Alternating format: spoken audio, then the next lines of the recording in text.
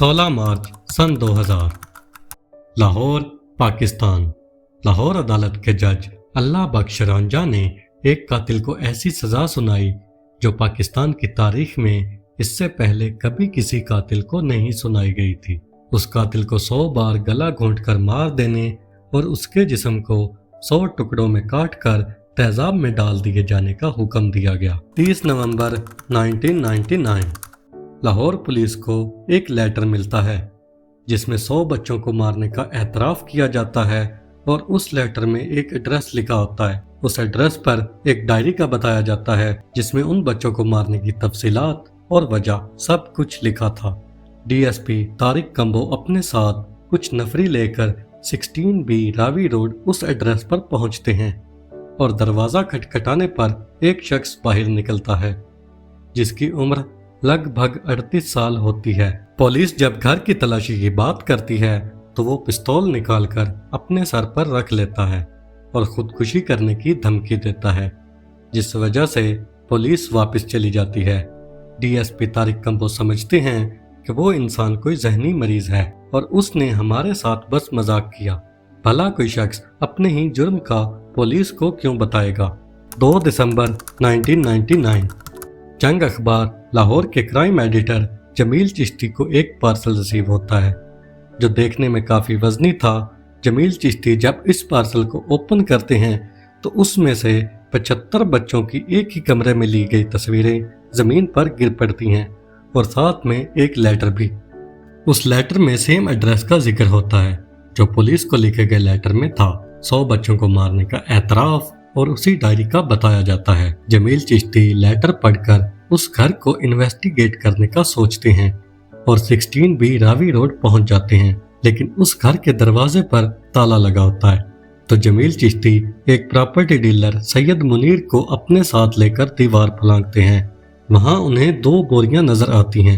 एक पे लिखा था 100 बच्चों के कपड़े और एक पे 100 बच्चों के जूते। जब जमील चिश्ती उस घर के स्टोर रूम में दाखिल होते हैं तो उन्हें वहां एक ड्रम नजर आता है। जब वो उस ड्रम को खोलते हैं तो उनके हाथ जल जाते हैं। उन्हें उस ड्रम से बहुत ही भयानक बदबू भी आती है। उस ड्रम में था तेजाब और तेजाब में बच्चों की लाशें। ये घर था पाकिस्तान के सबसे बड़े सीरियल किलर जावेद इकबाल का।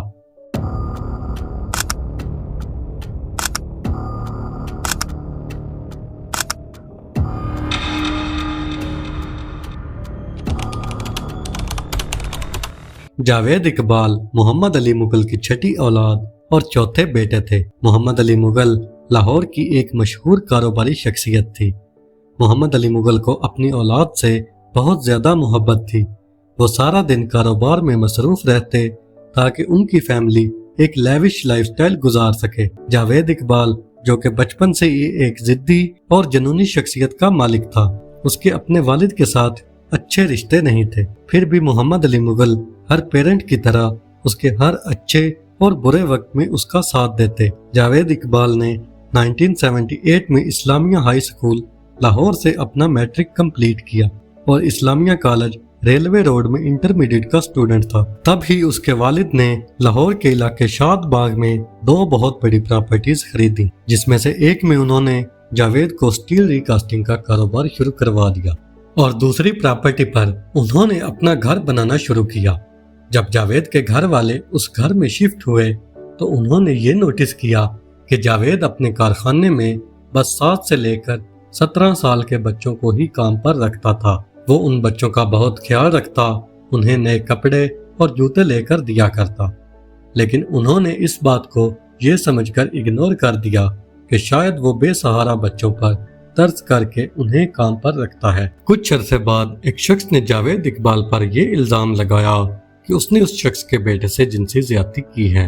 मामला इतना बढ़ गया कि बात पंचायत तक जा पहुंची। जावेद इकबाल ने पंचायत के सामने अपने जुर्म का एतराफ़ किया और माफी मांगी। जावेद के वालिद मोहम्मद अली मुगल ने भी सबसे माफी मांगी और जावेद इकबाल से स्टाम्प पेपर पर दस्तखत भी करवाए गए कि वो कभी आइंदा ऐसा नहीं करेगा। उस स्टाम्प पेपर की कॉपीज करवा कर पूरे इलाके में बांट दी गई। उस इंसिडेंट के बाद जावेद के घर वाले जावेद को शादी करने के लिए प्रेशराइज करने लगे। उनके ख्याल में अगर वो शादी कर लेगा तो تو وہ ان سب چیزوں سے دور رہے گا۔ ایک دن اچانک جاوید نے اپنے لیے ایک لڑکی پسند کی اور اس لڑکی سے شادی کر دی گئی۔ یہ شادی 1983 میں ہوئی اور بس 1 سال ہی چل سکی۔ بعد میں پتہ چلا کہ جاوید نے یہ شادی اس لیے کی تھی کہ اس لڑکی کا بھائی جاوید کے قریب رہ سکے۔ جاوید نے اپنے خاندانی کاروبار کے علاوہ بھی جو کچھ کیا وہ صرف لڑکوں کو اپنے قریب رکھنے کے لیے ہی کیا۔ اس نے شاد باغ میں ایک ویڈیو گیم سینٹر بھی بنایا۔ وہ چھوٹے بچوں کو مفت بھی کھیلنے دیتا تھا اور کبھی کبھی وہ 100 کا نوٹ زمین پر پھینک دیتا، اور جب کوئی بچہ اس نوٹ کو اٹھا لیتا تو وہ سب بچوں کو تلاشی لینے کے بہانے ایک علیحدہ روم میں باری باری لے جاتا۔ جس کے پاس سے 100 کا نوٹ نکل آتا وہ اس بچے کے ساتھ جنسی زیادتی کرتا۔ جب لوگوں نے اپنے بچوں کو ویڈیو گیم سینٹر جانے سے روک دیا تو اس نے ایک ایکویریم اور ایک جم بھی بنایا۔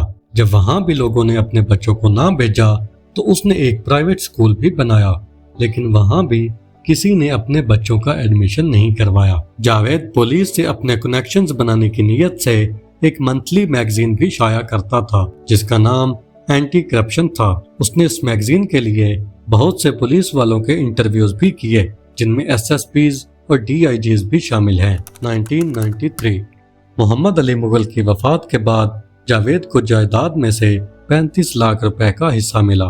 اس نے 1995 میں شاہدرہ رانا ٹاؤن میں ایک بہت بڑا گھر بنایا جس کے تہہ خانے میں اور پچھلے حصے میں سوئمنگ پول بھی تھے۔ وہ اکثر 5 سے 6 لڑکوں کے ساتھ اپنی پجیرو گاڑی میں گھومتا رہتا۔ جاوید کے پاس وراثت میں جو 35 لاکھ ملے تھے اور سٹیل ریکاسٹنگ سے جو منافع آتا تھا وہ بھی ملا کر کافی رقم جمع ہو گئی تھی۔ اس نے اپنے لیے 4 گاڑیاں بھی خرید رکھی تھی۔ بعد میں جاوید نے اپنا رانا ٹاؤن والا گھر بیچ کر فتح گڑھ غازی آباد میں نیا گھر لے لیا اور وہاں بھی ایک ویڈیو گیم سینٹر بنا لیا۔ جاوید جن بچوں کے ساتھ جنسی زیادتی کرتا تھا وہ ان کو بہت سوچ سمجھ کر چوز کرتا۔ وہ ہمیشہ گھر سے بھاگے ہوئے لڑکوں کو کام دینے کا لالچ دے کر اپنے ساتھ رکھتا اور ان کے ساتھ جنسی زیادتی کرتا۔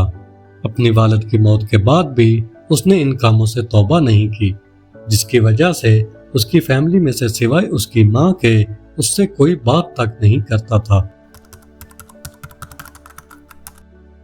17 سپتمبر 1998 جاوید اقبال ایک لڑکے کو کام دینے کا لالچ دے کر اپنے ساتھ گھر لاتا ہے جہاں 7 سالہ ارباب پہلے ہی اس کے ساتھ رہ رہا تھا۔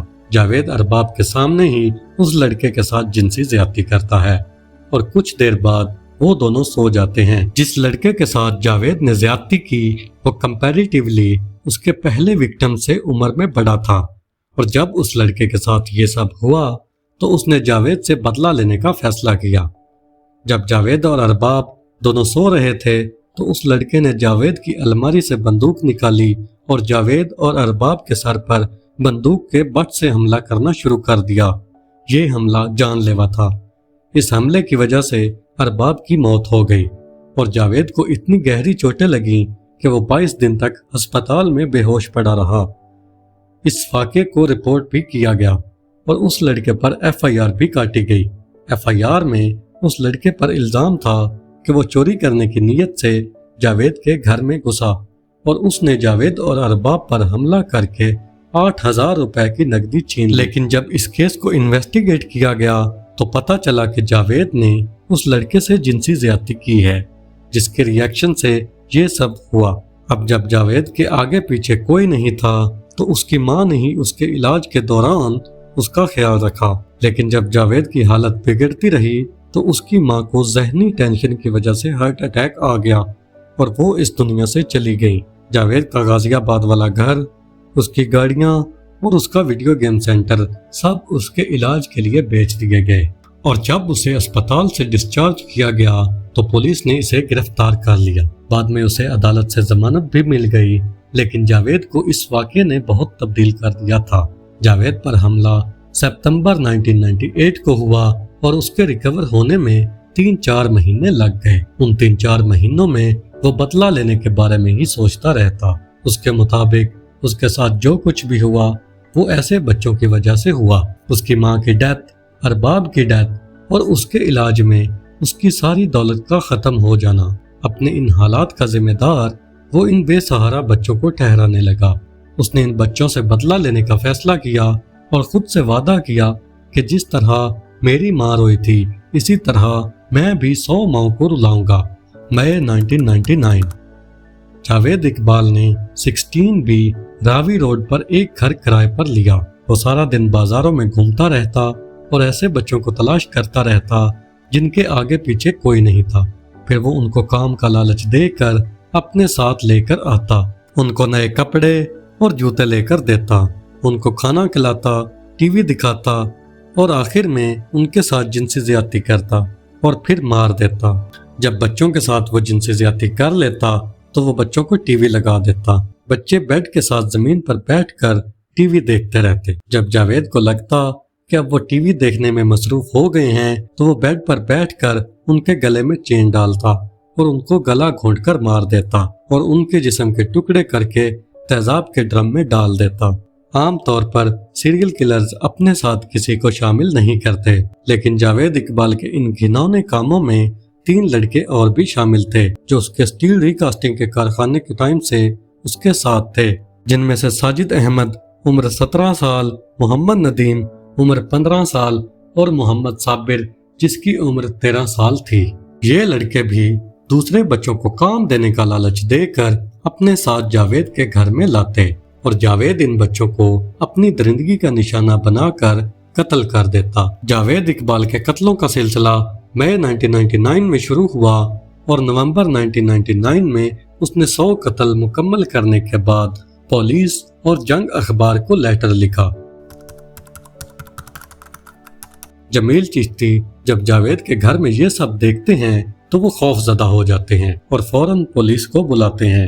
دوسرے دن اخبار میں خبر شائع ہوتی ہے اور پورے پاکستان میں یہ خبر جنگل میں آگ کی طرح پھیل جاتی ہے۔ پولیس جاوید کو ڈھونڈنے کے لیے ریڈز کرنا شروع کر دیتی ہے۔